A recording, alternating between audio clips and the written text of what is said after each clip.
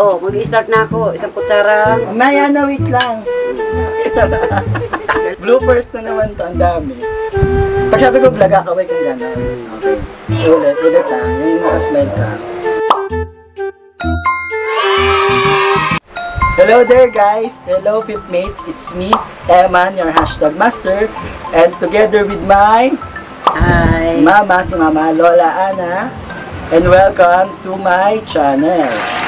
Hello! And get ready for another episode of the Fip Vlogs. And here we go! Hello guys! Yan, for today's episode, ang gagawin natin, syempre makikiuso tayo sa social media. Yung usong-uso ngayon sa TikTok, Instagram, and YouTube na Dalgona Coffee. Magpapaka-chef naman tayo. Kasama si Mama. Bago tayo mag-start, trivia lang. Kung ba't siya biglang umusbong, bigla siyang naging uso. Nag-start siya sa Korea.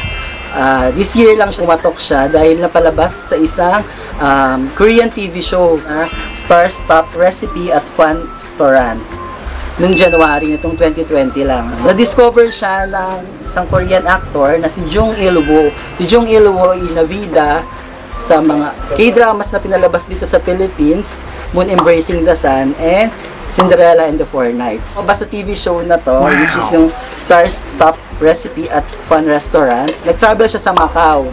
Nagmukbang siya doon. So, nag-order siya ng mga food and then order yung coffee na to. With coffee lang siya. Actually, siya yung nagbigay ng pangalan na Dalgona Coffee dun sa coffee na to dahil it tastes like and it colors like the Dalgona sa Korea. So, yung Dalgona street snack, ito yan. Show natin dyan. Yung kulay kasi nung coffee foam niya is parang golden brown siya. Sa Korea kasi sikat na sikat yung Korean sponge candy na yon. Gawa siya sa melted sugar and baking soda. In Hangul, Dalgona means sweet. Nung napalabas na nga siya dun sa TV show na yon, bigla na lang sumikat siya, nag-boom na sa mga social media, like TikTok, Instagram, and YouTube, yung Dalgona Coffee. Today, gagawin nga natin, dahil makikiuso tayo, kasama si Mama, gagawin natin yung Dalgona Coffee. Pwede siyang iba't ibang variant or iba-ibang style ng paggawa. So, gagawin natin is yung the classic one na Dalgona Coffee. So, ito, show ni Mama, show namin kung paano siya gawin. So, to start, yung kailangan natin, ito yung mga ingredients na kailangan. Classic Dalgona Coffee ingredients. Coffee, sugar, powdered milk, cube ice, hot water,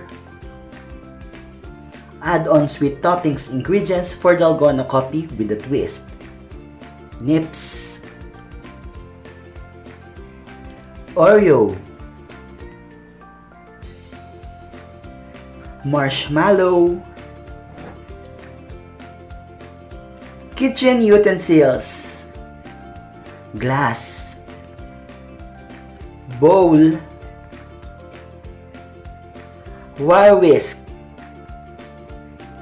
spoon. Tara, let's start the Dalgona Coffee. First Dalgona Coffee, the classic one. In a bowl, combine the ingredients.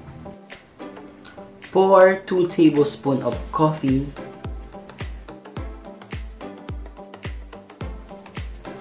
Pour 2 tablespoons of sugar.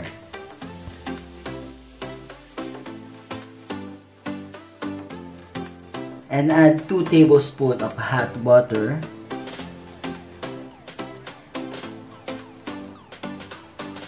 Then mix the ingredients using wire whisk or hand mixer.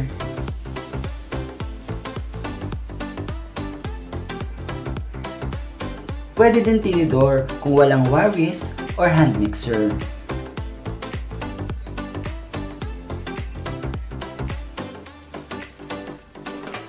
Sige, haluin lang siya. Mix well.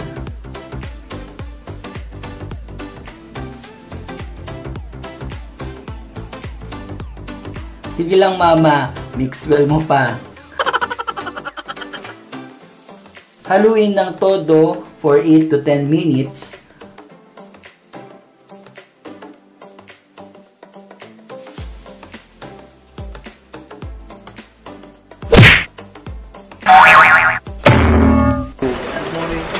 Pakita natin. Ganito yung itsura niya. Nagawa natin yung Dalgona coffee foam. Yan, ito yung nilalagay dun sa taas. Oh, so, yun, wow! habang ginagawa ni Mother, so gagawin naman natin yung milk. Yung mga isa. Para malamig. Yan. Perfect pa rin ang powdered milk. Yan. Wala tayong fresh milk, yan, powdered milk. Anak, inom na. Pero, baby girl, this is your milk. Parang icing na siya, di ba? Mala icing na. Tapos yung kulay niya, yun ang para siyang icing yung niya. golden brown siya, yung Yan na kulay siya, ng Dalgona candy. Whip until it becomes color light brown.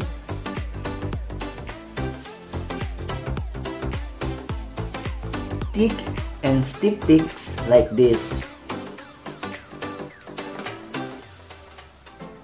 Set aside. Pour some ice cubes in milk. Then add the Dalgona coffee foam mixture.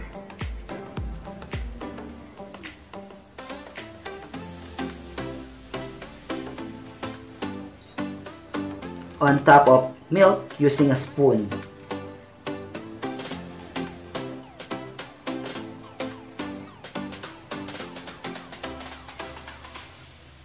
Yun, okay na. As easy as that. Enjoy your Dalgona coffee!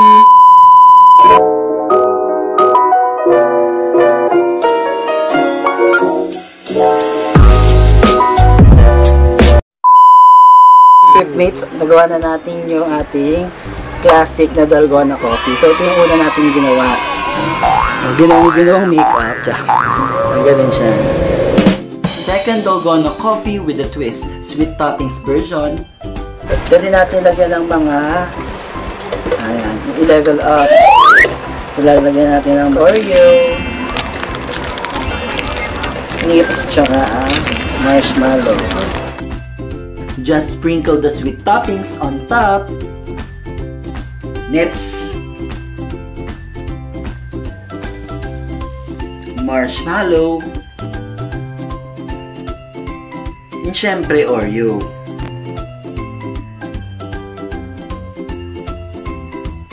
All set. Mates, ito na yung ating finished product ng Dalgona coffee with the twist. Ayan, with the twist.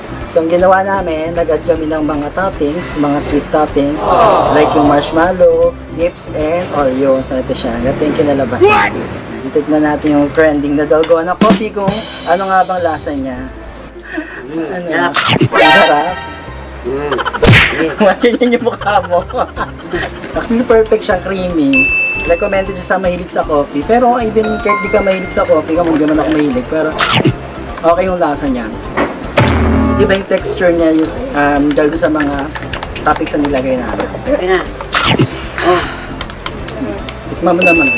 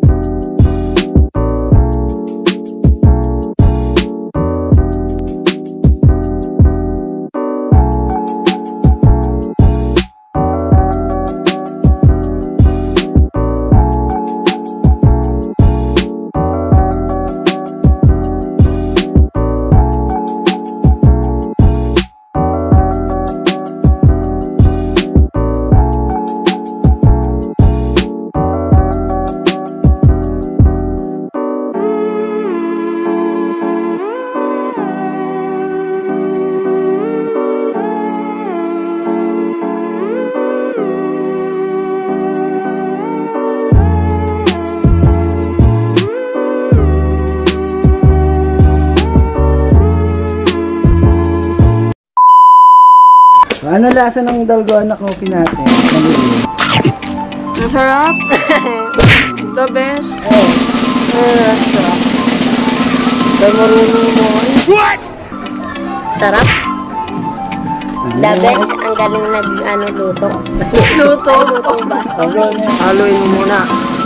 Idudukin mo yung oreo.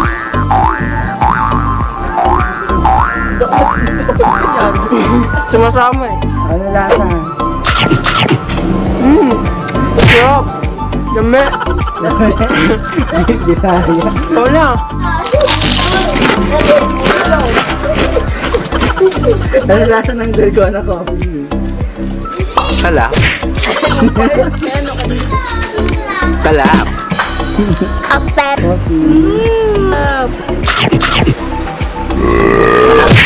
Nice. Sarap. Thumbs up ako. Ginagawa mo. Sarap. Anyo?